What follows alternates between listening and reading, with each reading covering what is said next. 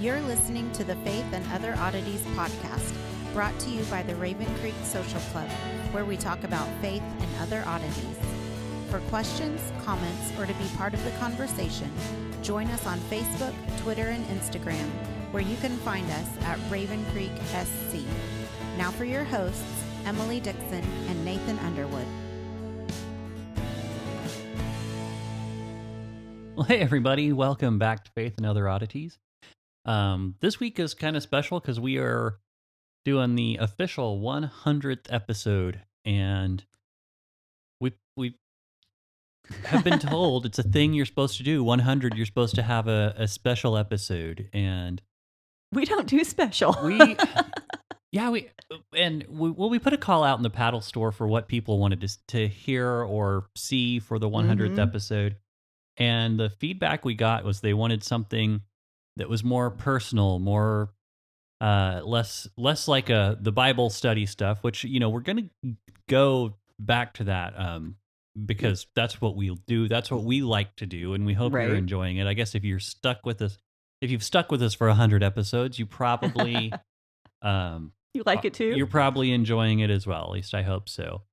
But when they said more personal, I'm not sure if they were wanting like what exactly they want. They want like our backstory. I guess I should have clarified that. I've been a little busy with back to school. That's personal information. Yeah, and moving. Moving. Yeah. Yeah. So they want to know that you obsessively wash your hands all the time. Yeah, let's not just list quirks and habits, though. I think we should probably move past that. There's way too much we know about each other. Right. I think we covered some of this stuff in our first episode, just kind of some background on who we are. Yeah. But for anyone who doesn't want to go all the way back to episode 1, or if it's been a while since you've listened, Emily and I grew up in the same house, same parents. Yeah, 2 of them. Thus we're siblings. So you're the youngest, I'm the oldest. Mm-hmm. So we got 2 sisters between us. Yeah, and then you got 2 girls. I got 2 girls. Mm-hmm. Mine are grown, thank God. Yours are grown. Mine are still in school. So that's been quite an interesting experience. But we just kind of both have just always been really curious about the Bible. Mm-hmm. We've enjoyed it. We grew up with it. I mean, we grew up in church, and saturated with it. that was just the culture. I mean, and then we just both kept having more and more and more and more questions. And so I was actually talking to the school I work at. We have a really interesting Mandarin teacher. He teaches K through 5 Mandarin. Bless his heart. Yeah, and he's actually he was visiting the U.S. before all the COVID stuff happened. I don't want to tell too much of his story because it's not really mine to tell. But then they got stuck here, and so he had to find a job. So he happened to talk to some people at the Confucius Institute over at OU, and they hooked him up with a job. I had no idea there was a Confucius Institute. Yeah. Okay. Yeah, and he was talking. He and I were talking. He asked about what I was doing this weekend. I told him we were recording, and I said it's kind of fun because basically it's a conversation that's kind of basically been going on for as long as we can remember. Oh yeah. We're just choosing to take an hour or so at a time to be more focused with it. Well, and I think that's a little bit of the personal information, because I can remember being kids and like us sitting on one of the beds with like 3 different versions of the Bible open, the Strongs and dictionaries, trying to figure things out. Back in the day when it was still controversial to have anything other than a King James. Right? How dare we? And bringing in, because I remember Grandma had the Time Life Mysteries book. Do you remember that book? I don't. I didn't go through the library at Grandma's as much as you did. I was not really an avid reader until I got kind of into college. Yeah, this is true. Well, this book had like the Aztecs and the Egyptians, and kind of the precursor to the ancient alien stuff. Sure, And sure. and so I can remember like going through that and trying to reconcile these archaeological finds and the way they were being presented, in a very sensational manner, which appealed to a teenager. Sure, sure. And how did that fit with the Bible? And I can remember us actually spending even a lot of time on Genesis 6 before we discovered anything like Heiser or anyone who taught on it beyond just the most basic stuff. And so we have been having this conversation, and for years it's not uncommon for us to call and talk to each other every day on the phone, sometimes for hours. Just, well, I read this, or did you hear this article, or did you?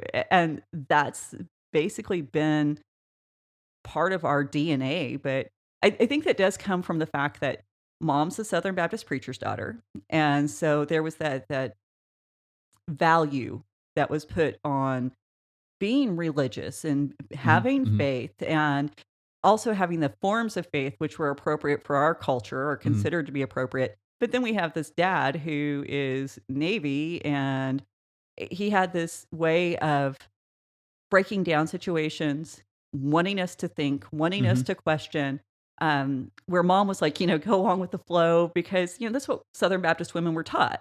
And so you keep the peace. Right. And dad was very much, why are you accepting that? I mean, it wasn't that you shouldn't accept it and that you shouldn't be respectful. But understand why. Exactly. Yeah. And so I think that really had a big impact. I can remember reading novels and him asking us, or asking me, do you know what you're reading? And really pushing that we look beyond the surface. And of course, this was a big one. Nothing with a laugh track allowed in the home. Right. At least when dad was home. We watched those covertly. Yeah. Yeah. Well, and back to the reading thing. That was one of the things that I mentioned. I was not really an avid reader until college, and that was something, because something a lot of people probably don't know about you is you read it like 20,000 words a minute. It's more 450, yeah. but okay. Not that anyone's really counting, right? Yeah. And your retention rate is very high. So growing up, I always thought I was a slow reader because I couldn't read as fast as you. And that was part of the reason that I didn't really get into reading, because I felt like it was just not my thing. Right. And so I did actually find out I am actually a slightly above average reader. After I started getting into college and reading more, it just kind of was, when you have someone who reads as fast as you do to compare yourself to. Well, and the fact we were homeschooled, so there was nobody else. There was no one. Yeah, the field was a little skewed. Right. So yeah, there wasn't a lot of people around. Yeah, that's another thing about us. We were homeschooled. I'm always surprised at the people who are surprised to find that out. Well, especially people our age are surprised to find that out, because it was less common when we were growing up, and typically, your homeschool crowd was they tended to be the people who were isolating for extreme religious reasons, or there was very much a paranoia about the world. Yes, and so it was. Yeah. Well, yeah. I don't want to put those people down, because a part of our the reason we were homeschooled mainly because the school district in our area was not very big, and mom and dad wanted us to be able to get a better education. Well, and we had a sister who has special needs, and then I was in the gifted program, and the school, was very much middle of the road, focusing on the majority of the students, and they didn't have the resources to focus on either end of the spectrum. So it really became mom and dad's responsibility to make sure that we were educated. And it was a different time, because it was so weird for us to be homeschooled. Especially, small town Oklahoma. We grew up in a town of 600 with 8 churches. So was it 8? Yeah. Oh, wow. Yeah, 8 churches. So, when we say we're from the Bible Belt, we mean it. Right. Yeah. And I do think that, because I think it kind of, a a lot of people do the homeschooling, which I didn't mean for this to turn into like a lecture on homeschooling or anything, but a lot of people would do it because of the religious reasons. We started for academic reasons, but I do think even though we didn't go to like a fundamentalist Baptist Mm-hmm. church, um, that we interacted with enough of those families that I Mm-hmm. think some of that ideology kind of creeped into mom's perspective Oh yeah. during our upbringing. And it was never so extreme for us that we never got cult like about it. Right. I could still wear blue jeans, Right. and I kept my hair long because I wanted it long, not because I was forced to. Yeah. Our younger sisters had shorter hair, so yeah, we weren't kind of pressed into this mold with we called them the denim skirt squad, but because they were homeschoolers in our area, they were the ones that we got to go on field trips. We got to go skating parties. Hmm. Hmm. Now, if you ever want to just have a ball, go roller skating to hymns. Yeah. I remember those days. I do remember those days. And then you have people who wouldn't go to the skating parties because they thought it was sacrilegious for us to play hymns while we were skating. Which was way too close to dancing. And I I look at this and I don't think about that time a whole lot anymore. I do from time to time. But whenever I do think about it, I'm like, we just had a lot of people who were just way concerned about the wrong thing. Mhm. And I go, I just, I keep thinking I am very grateful to have that experience Mhm. in some ways because I can empathize with a lot of these people that I see online and just kind of go, you're so close on certain Right. things, but there's a lot of things that you just want to go, just come over. Let's have a conversation. Let's have some space to ask the questions Hmm. and to Hmm. explore different views, and maybe we'll learn from each other. And I do think that's where dad's influence really came in, Oh yeah. because I think if we had not had him, I mean, dad had traveled the world. Dad had a lot of experience. Many of them we probably don't know about because you don't tell these stories to your kids. But I know about many of them. yeah, well, you were the boy, so There's uh, there's lots of things about Dad's days in the Navy that I wish I didn't. So yeah, let's leave it at that. we'll leave it at that. But he didn't have, he had a sense of adventure, let's put it that way. Let's Yeah. frame it positively instead of negatively. And so, there was an element where he did wanna protect us from the evils of the world, but he didn't want us to be unable to I, function in it. yeah, and I just want to make it clear, I don't have any top secret information from Dad's days in the Navy. I'm going to put that out there so no one comes looking for me. Um, Yeah, that's a the, whole other topic.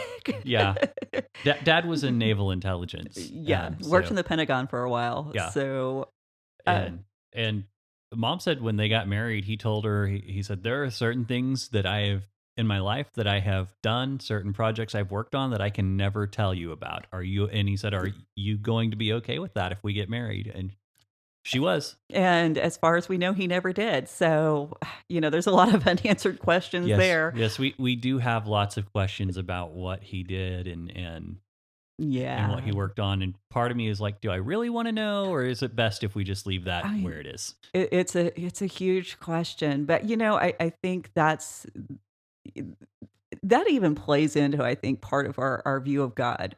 I mean, because we had to be okay with accepting that mysterious side of dad, because even though it wasn't spoken about growing up, it was still there, Yeah, and it was yeah. very present, and so I think that kinda actually helps us with viewing God as being above and beyond our comprehension.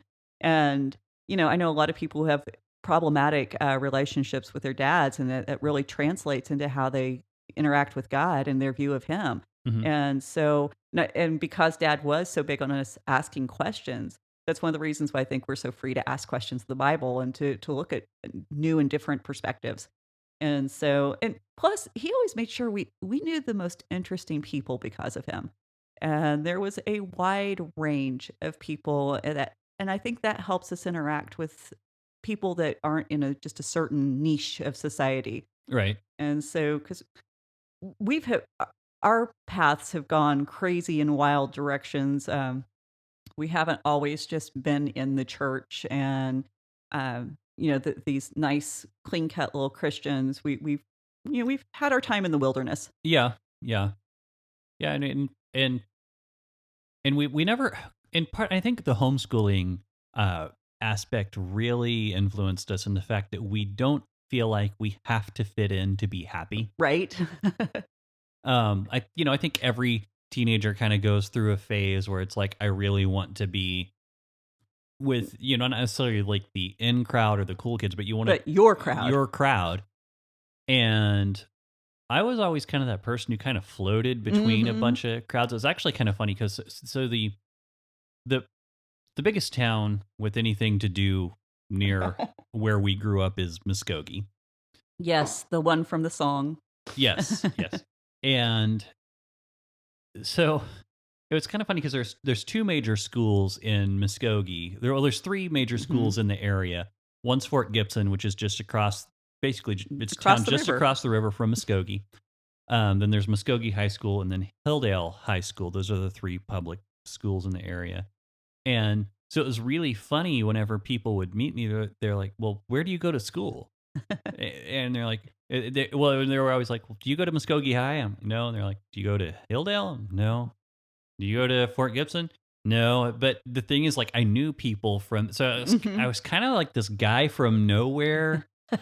It was kind of weird. See, and you had more of that than I did, but you also got your truck sooner than I did. Yeah, yeah. So you went around, because the other part of our history is we had family who were in ministry, like in all sorts of ministry roles in various churches. Hmm. So we Hmm. might go to functions at 4 different churches at any given time. And we were at my grandpa's church, my uncle's church, my other aunt's church, the one mom and dad were attending. And I, so I think I think I went to Falls Creek one year with three different churches on 3 different weeks. on 3 different weeks. Yes, Right. and it was, one of them was, I went in Falls Creek is the big church camp in Oklahoma for people who don't know, and there was So many one False Creek jokes I'm not telling. there was one year that I went, and then I came home and I mowed, and then on Saturday I mowed all the lawns that I had to mow because I did that for money, and then Monday loaded right back up and went back to right back to church camp. I went twice in 1 year with 2 different churches. I think that's as many times as I went, but that was because I was going with grandma and grandpa and Aunt Naomi to help cook. Mhm. So, yeah, we did a lot of that, and because we went to a lot of churches, we got to know the people in all of these different youth groups, Mhm. and it there was a kind of a freedom in that, but there was also a lot of pressure. I don't know if you felt it as much as I did because I got the, "Oh, well, you're the preacher's granddaughter or the No, preacher's I niece." I got I got some of that. Although I think being that mom was kind of a younger kid and I was the younger kid, there was a little more separation between people figuring out who I was. Right. And that Yeah. and we didn't have as many big social things with the family as there were when you were younger, because Mhm. Uncle Earl and Uncle David had stopped doing the big youth group parties on Right. 4th of July and the Mhm. big Halloween hay rides. Y It was Yeah. that a lot of that had slowed way down by the time I got into high school. Yeah, because my junior high school years, I mean, it was just constant. There was something going on with somebody's church that I was going with, and I was always connected to leadership because our families did hold prominent positions. So there was that pressure. I think I signed a True Love Waits card at least 4 or 5 different times, Yeah. and was expected to do so because I was supposed to lead by example. Mhm. And so that was kind of an interesting time in my life, which really made transitioning into adulthood, I don't wanna say difficult, but dicey. I mean, Yeah, I mean, and the more I think about it, the more it's kind of becoming apparent that everyone has a weird transition into adulthood. true.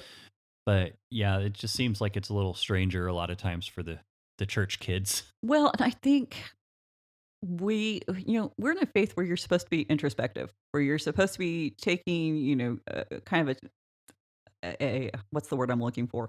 Where this inventory Yeah. of what you're doing and who you are, and so there's that pressure, and I think it's a good thing to be introspective and to examine yourself. I mean, you don't want to get too far into it, then it's just narcissism. But Right. but at the same time, I think that you and I tend to be the people who try to be aware, and that's part of our background, and to be aware of ourselves. We don't always succeed. I should throw that out there. There's still blind spots. And so, when people ask about our stories, I mean, we can look back. I can remember feeling bad in high school because I didn't have a great testimony. It Right. just Yeah. seems No, I so get that. boring Yeah.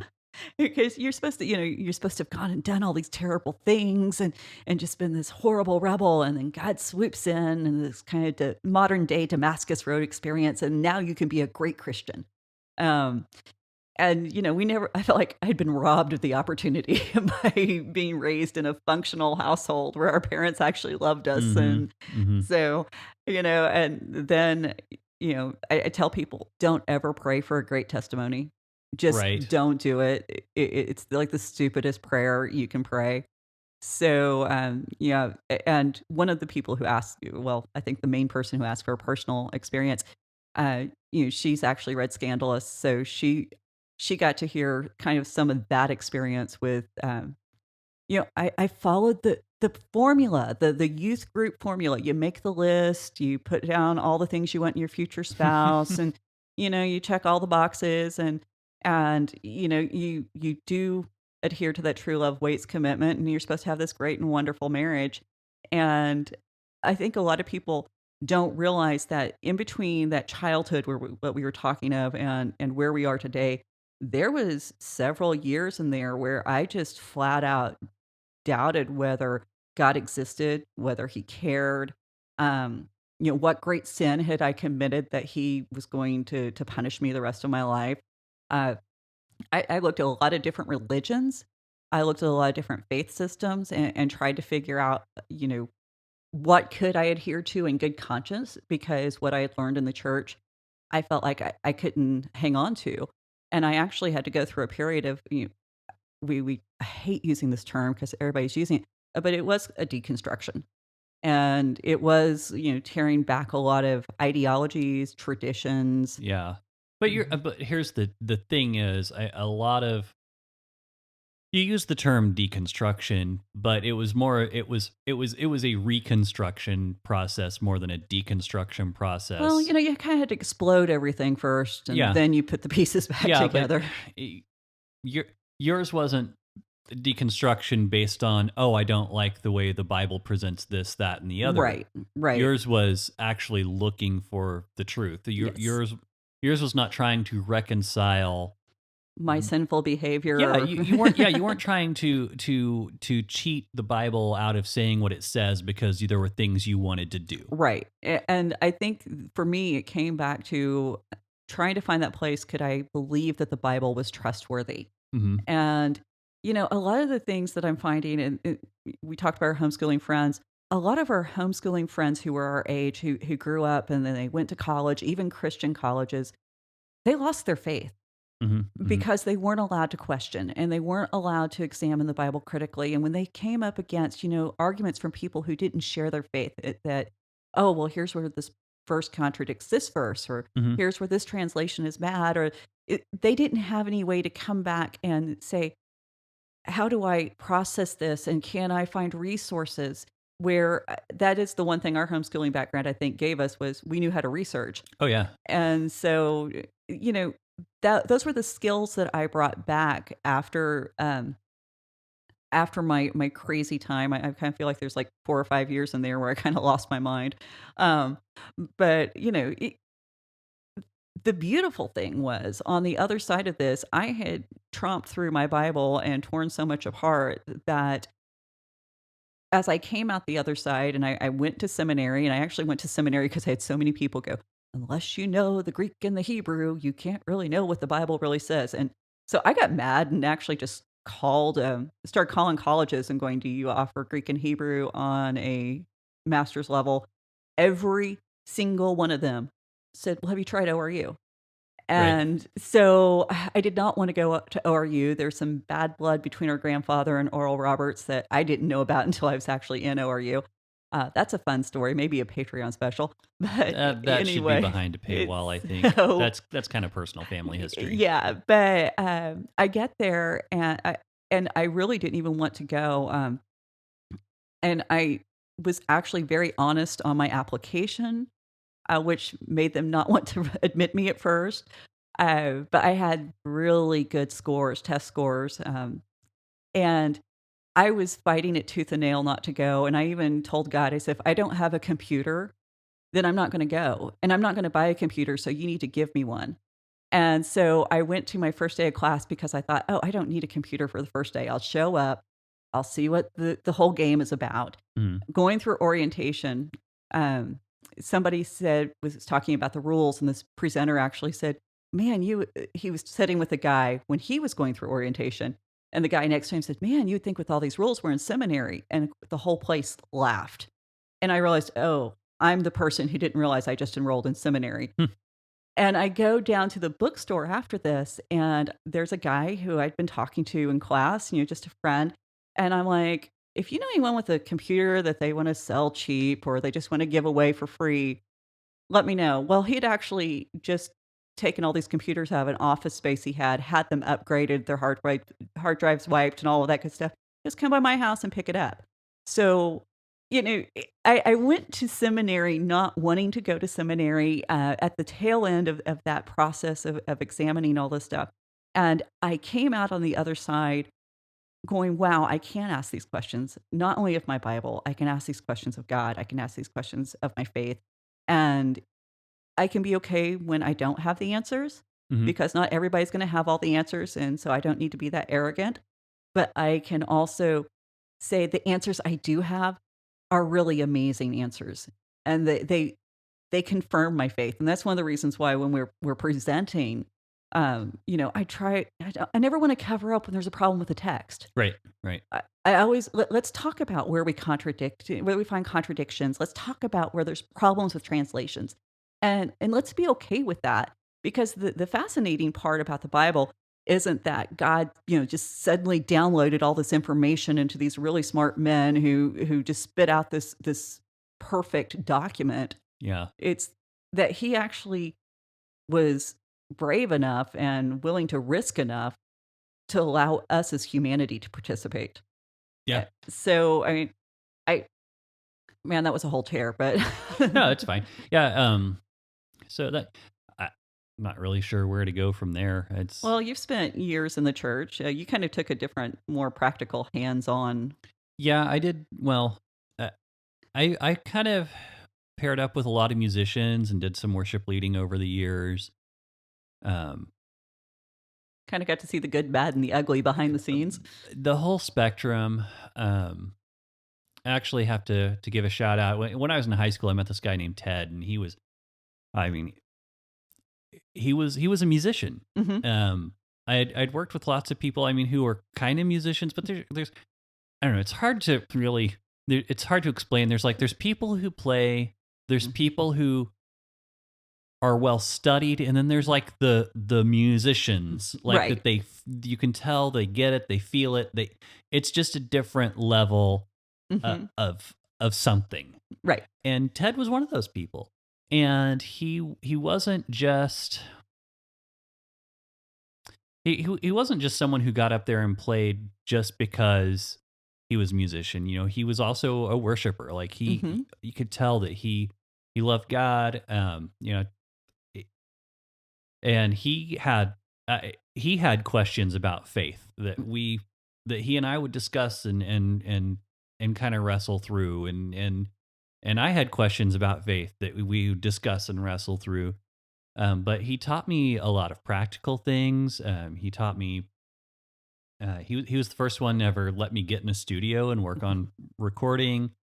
Are any of those recordings still around? I hope not. And Ted and I had a great time. I had a great time doing it. I guess Ted had a great time recording too, because He put up with you he- lots of hours. he put up. Oh yeah, Like I would spend Friday and Saturday night in his studio doing stuff. Like it was just fun, and I loved working with him. I'm one of those people. I like whenever you're working on a project. I want to work with people who want to be there. Hmm. I want to work with people who are prepared to be there. Right. And Ted ran a tight ship. I learned a lot about communicating as a leader, and it was stuff. We had, for example, we had practice or rehearsal on Thursday night, and rehearsal started at 7. And by rehearsal starts at 7, that does not mean you show up at 7. Right. It means you show up and make sure you have enough time to get your instrument plugged in and tuned up and ready to play with your sheet music organized the way you need it. Or I say chord charts. I don't actually read music. I can read chord charts, but that you were ready to go at 7. We were going at 7, and if you weren't ready, you just don't show up. Yep. If you're not ready by 7, if you can't be ready by 7, you don't get to play rehearsal and you don't get to play Sunday. Now he was, but he wasn't inflexible and unreasonable, right. Because, but that was just a rule. If you let him know ahead of time, like, hey, Thursday, I can't make it. If you were available and he was available, he'd run through everything at his house in the studio, on either Friday night or Saturday morning. You'd iron stuff out. But one thing I loved about working with him is he could see that next step. Like he could see the next step. He could see when someone was overreaching. He was really good at arranging all the different instruments and speaking with the mindset of, okay, you're doing this, but your part needs to be this. And he could communicate it very clearly, very respectfully. I never felt like I was being disrespected whenever he would call me out for overplaying or, because that's something every young musician does. You play too much. And you have to learn to not play. Whenever you're learning to play with a group. That actually fits right in with like learning to teach, because you can teach too much. Oh yeah, yeah. Yeah, and that's kind of the luxury here is there's really not a too much because we have however much time we need. But yeah, it does. It is kind of like teaching because or writing, or you go, oh, I can include, oh, look at how much information I can display right here. But it's like, well, only a third of it is really helps my case, Right. But that's kind of how it is with playing. Sometimes you just need to play a whole note and let it ring. Right. It's and particularly because I was playing bass for him and I was used to playing guitar, so I loved what I learned. Just being able to go, no, scale it back. Scale it back. And there's still things I'll do in the studio and I'll record. I'm like, man, that sounds so good. But it doesn't help the song. So you cut it and you scale it back. And so, I've cut out, there was one song, I was having such a good time recording it. And I don't know if I'll ever get to release any of it, but I just like to play around in the studio, and I was doing this and I cut probably 90 seconds out of a guitar, like just an instrumental part. I was like, yeah, it's fun, but man, after the first 35 seconds, you got the idea, You realized you weren't better. Well, no, it's not even that. It was just kind of, it's like I said, it sounded good. It was just, I borrowed somebody's guitar to do this part, and this guitar sounded so good.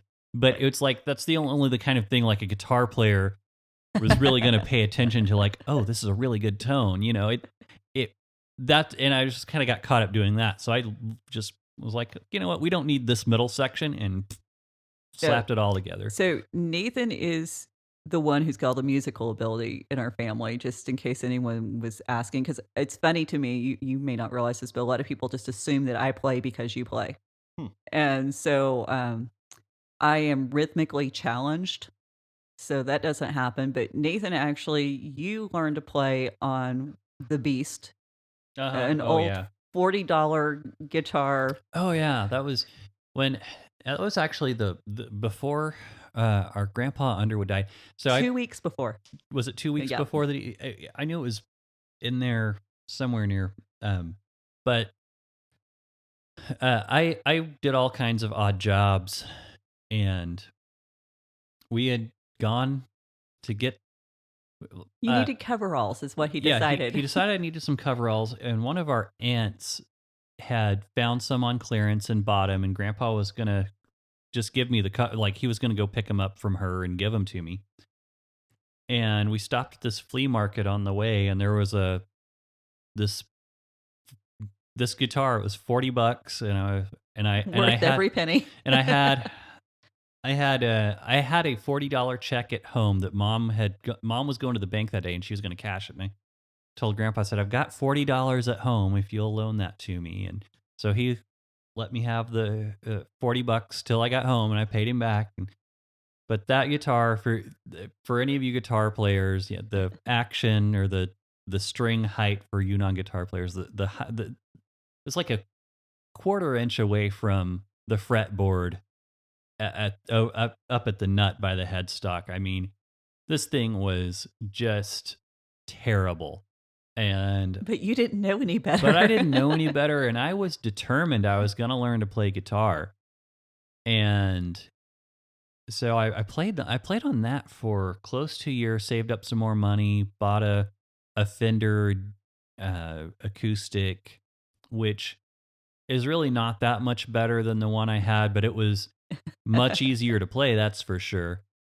And so, and I played that thing for years and years and years, and then I had a Takamine, which was a nice guitar. It was the Koa edition. Beautiful figured back a beautiful figured Koa back. I've set him off on the guitar path. Yeah, I know. I can talk guitars as long as we can talk religion. And then I came across a couple Breedlove acoustics. I've got one that's got a rosewood back and sides, and one with mahogany. So got kind of a nice. They blend really well when you're playing different parts. So it's got a great. And he can tell the difference in all the tones and everything. And I'm like, oh, that sounds nice. Yeah. I actually do better with the music when I am with you because you point out all the things I need to pay attention to. Whereas, I'm just, oh, that sounds nice. Yeah. So so I did that. I played, I've played in several churches. I've done a lot of fill-in gigs. If anybody is listening from like any of the praise and worship groups, Dave Dolphin is in Oklahoma City. Mm-hmm. I've filled in for him a few times.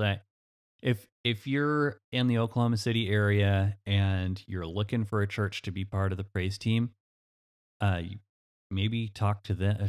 Well, maybe talk to Dave at some point, because working for him is almost as good as working for Ted. It's one of the easiest gigs if you know your parts before you get there. They do everything to Ableton. They have the little voice that tells you, cues up each part. So it's easy gig. Dave's a great guy to work with. He's fun to chat with. So yeah. But I was part of a church down in Deep Ellum too. I never played on their praise team, but that was a fun one too when I was down in Dallas.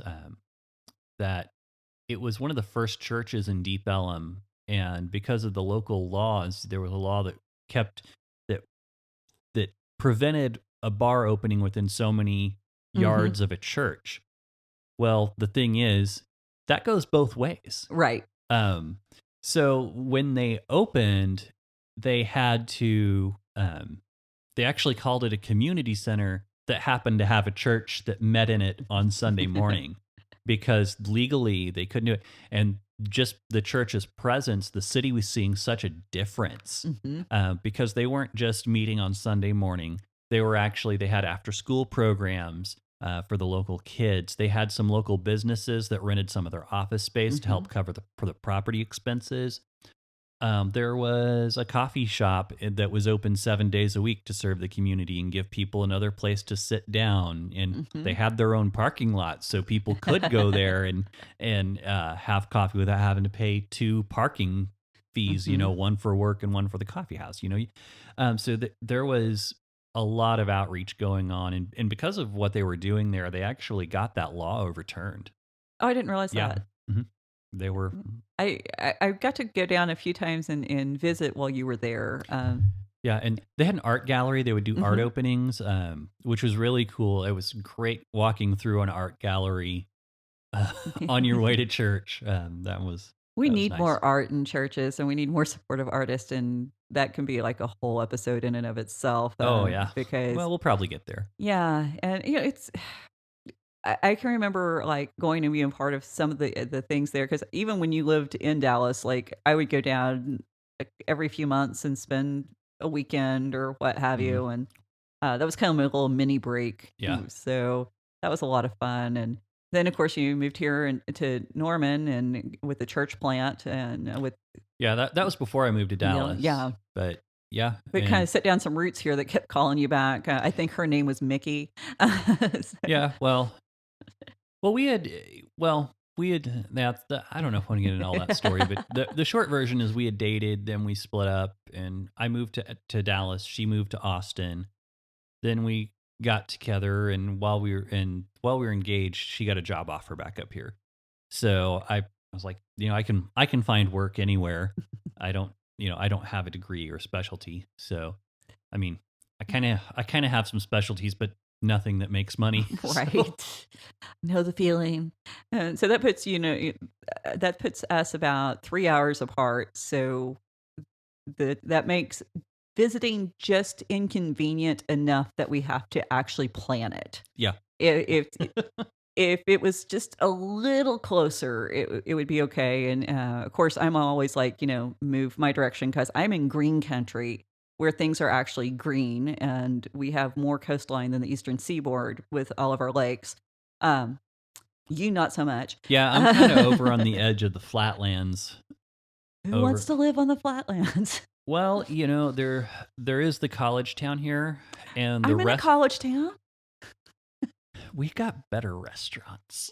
Okay, I will give you that, and that's part of the reasons why I don't mind driving up to record. With the exception of Magic Walk in Muskogee, there's nothing else like that. Okay, and for those, this is like one of those little dive restaurants. It's in an old Sonic, so like the seating area is itty bitty, and Mr. Steve, who owns it, barely speaks any English. Well, he does speak English, but it's very broken English, and his wife's the same way, and so it's always fun trying to converse. But they know how to feed you. Oh my goodness! And to feed you well. The curry chicken, yes. Everything I've had from there has been amazing. So we will be bribed with food. If y'all guys haven't picked up on that already, I will do a lot of things. I don't want a Klondike bar, but I will do it for many other types of food. So you have a lot of options. Yeah, we are big food fans. That is actually whenever I think I've mentioned this, but whenever Mickey and I go on vacation, people are like, "What are you going to do?" I'm like, "We're going to eat here, and then we're going to sleep, and then we're going to eat there." We might take in a museum or something, but our main goal is food. Yeah, I was actually talking with Vivian, who's I've mentioned before from the paddle store. She's great. And she said something about if I ever make it to Europe and visit, that I need to, make sure that we get to meet, which obviously, of course, if I get to your area of the world, by all means, I'm going to try to meet you if we've got some kind of connection. But, my next question is, what are you going to feed me? So, I mean, that's the big thing, because food, man. But that's actually going to tie in with our next episode, and we're going to talk about the importance of food and actually experiencing the world with your senses, and how that is part of honoring God's creation. And see, we can always bring it back around to a biblical. Sure. Yeah. I mean, there's always a tie-in, but that's one of the things that kind of keeps me here. That and Mickey and I both have a great workplace. Right. She's getting to do what she loves to do. I'm getting to work at a place where there's not a ton of stress, and it pays pretty well for what it is. And it's And I have a great crew to work with. That's the other thing. Yeah. Uh, I work at a school. It's mostly teachers. Most of those people are married with kids.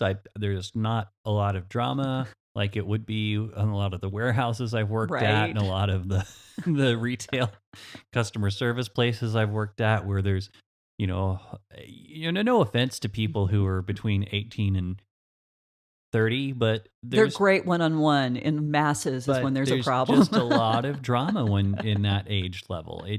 There just is. I mean, it. But when you get a group of people where most of them are married with kids, They're too exhausted to they're have drama. they're dedicated to their jobs. Yeah, there's just not much drama. That's one of the things I really do love about my job is that we all get along and respect each other. Oh, well, that reminds me of a question that somebody had asked me. Oh, Yeah, because you've talked about your job and people want to know what I do. And so I have worked retail. I used to sell tools and hardware and lawn and garden equipment. That was fun. I actually kind of miss that.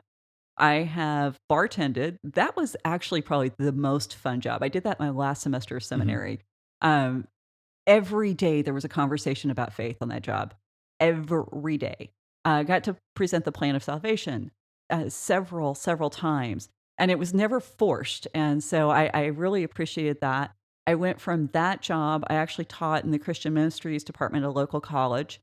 And now and then after that, I was a volunteer park host for the Corps of Engineers, hmm lived hmm in a camper on the park. And now basically I run and do things for my family, help take care of mom. We have a sister who with special needs, got my daughter, then I've got a granddaughter with special needs. So there's a lot of family obligations that I take care of. And then the rest of the time I devote to trying to dig out more nuggets for the podcast. So Yeah. I forget that people want to. I mean, what do I do? I sit in my camper and I read books. I mean, that's what I do. You go on hikes and take nature pictures and post them on our Yeah, Instagram. yeah, pretty much. That's there's other things in there, but my husband he works a lot of times. He's out of town or even out of state, and um, so I get to devote a lot of time, like that sweet spot for me is between 9 p.m. and 3 a.m. That's when the most work gets done. And so I get to do that when he's gone, not so much when he's at home. But that's me. And I've got, like you said in the beginning, I got two kids and two grandkids now. And hmm those are the best things ever. And that's why I'm not moving up this direction. As one of my friends said, they've got magnets in their belly. Little grandkids do. They keep you drawn back to them. So Yeah. Yeah. yeah, Maybe eventually you can all move this way. maybe. If I you go don't if you know. go kind of that way, for those of you who don't know which way the camera's pointing, I'm pointing kind of southeast of here. I There's need a few hills. yeah, I need some hills and some trees, some water. There's a lake over there. I know there's a lake over there, but can I build on the lake? That's the I need Well, the water. probably. Yeah, Nathan's not the outdoor person that I am. So he doesn't like the bugs and the bugs don't like The him. bugs So do not like me, no. yeah, I just put up with it. You should see all the itch medicine I have just to take care of my feet. But yeah, I mean there's property. You can find something. There is, but green, like all And the year, not restaurants. I want green all year, not just like the beginning of spring. Just water your place from a private well. You'll be fine. Yeah, you know me, that would get forgotten. I would be like in the middle of doing a book study and then realize that my place was burnt up. So anyway, have we told enough personal information? I don't know. I don't know exactly how long people were expecting us to talk about ourselves, but I don't know what else really to talk about. Well, okay, we are not good at planning special events. We don't like board games. We Mhm. don't we don't do normal party games. Our favorite thing in the world is to sit down and just talk. Yeah, and what's funny is I don't like card games, but I love playing poker with people who like to play poker. Um, I'm not great at it, but it's one of those things I can do and still carry on a good full conversation. something to do with your hands while you. Yeah, and I know this is gonna. I'm gonna say something controversial here. You say something offensive. I don't like Settlers of Catan. That is like the big. Is it still the big thing with youth groups? Well, it's not just youth groups. It's like apparently that's like the thing to do among church crowds, or at least it was last time I looked into it. But if I want to, trade wheat, I'll put $50 on a commodities trade or something. It just it does not appeal to me. I see your Settlers of Catan and I raise you Bunko. I don't even know what that. I know it's a dice game. Like, right? I raise you scrapbooking. That does sound worse. Yeah. No, this is the other reason why sometimes we have a problem. We are not good with social graces. I mean, we can be respectful in polite society. Sure, yeah. We know how to conduct ourselves, but then there comes like this level where we go, done. Paintball. That sounds like fun, but every time somebody has asked me to go, it's been like the winter, and they want to go at like 3 a.m. Neither of us do cold. That's another big thing. So I'm like 3 a.m. I should be under a blanket. That's the only place I need to be. This is why I haven't gone deer hunting with anyone. That's exactly why I haven't done it either. I'm just like, why are you getting up that early? Cold and wet. Forget it. We're out. Well, it doesn't make sense. The paintball especially doesn't make sense because it's like, are your friends out of season later in the day? Do they run off? I don't know. It's like, the deer kind of makes sense. You need to find a place where they're at and kind of camp out and wait.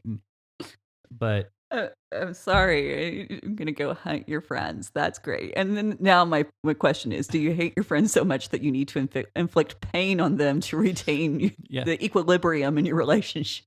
Now, if we want to go target shooting, I'll go target shooting. Love that. That's fun. But I want to do something that doesn't involve running or hiding or being really quiet for a long time. Unless it's on your couch. And yeah, well, and even then, usually I'm like, probably like watching a show or or reading or doing both at the same time because we get that weird attention span where I do a lot of editing while I watch Star Trek. So if there's a mistake, it's because something interesting was happening on the. Well, I mean, I'm watching Deep right now.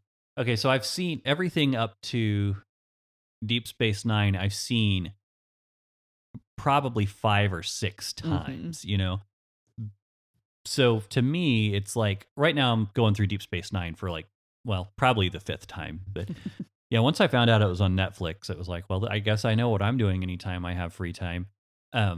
So that background noise.